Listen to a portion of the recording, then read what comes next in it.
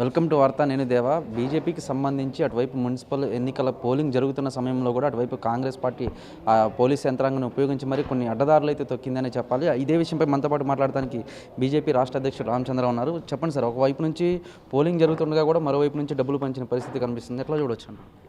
ఎంత కూడా ఏంటంటే కాంగ్రెస్ పార్టీ ఓడిపోతే భయంతో అధికార దుర్వినియోగము, పోలీసుల ఒక దుర్వినియోగము, ధనం ఒక దుర్వినియోగం చేసి ఎట్లయినా గెలవాలని ప్రయత్నం చేస్తున్నారు. ఇది భారతీయ జనతా పార్టీ మంచి ఆదరణ పెరిగింది, బీజేపీకి మంచి సీట్లు వస్తాయి, బీజేపీ ఓటు బేస్ పెరుగుతున్న భయంతో కాంగ్రెస్ పార్టీ ఈ విధంగా బీజేపీ వాళ్ళని వేధిస్తున్నారని చెప్పేసి కూడా తెలియజేస్తారు. అంటే మక్తలకి సంబంధించి మున్సిపాలిటీలో 6వ వార్డు బీజేపీ అభ్యర్థి మహాదేవ ఆత్మహత్యానికి అయితే మాత్రం కాంగ్రెస్ పార్టీ బీజేపీ ఒత్తిడి అని చెప్తుంది, బీజేపీ పార్టీ కాంగ్రెస్ వేధింపుల వల్ల అని చెప్తుంది. ఏది కరెక్ట్ అంటారు?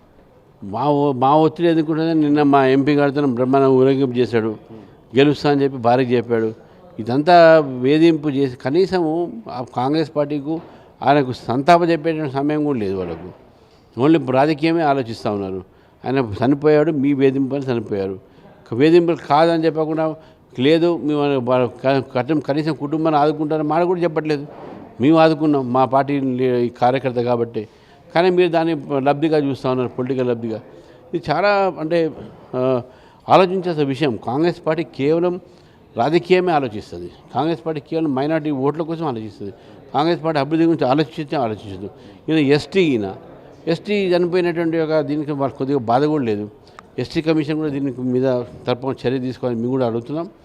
Congress party not only Makthal చాలా చోట వేధింపులు చేశారు, బెదిరించారు, భయపెట్టి విత్డ్రాల్ కూడా చేయించారు, బలవంతంగా పార్టీని మార్పించారు, ఇళ్ల మీద రాళ్ళు వేశారు, రకరకాలైన కంప్లైంట్స్ ఉన్నాయి. అవన్నీ కూడా మేము ఎలక్షన్ కమిషన్కు, పోలీస్ డీజీపీకి మేము ఇచ్చినాము. మున్సిపల్ ఎన్నికల్లో 116 మున్సిపాలిటీలకి 7 కార్పొరేషన్లకి బీజేపీ ఎన్ని స్థానాలు గెలుస్తాయి? మంచి స్థానాలు గెలుస్తాయి.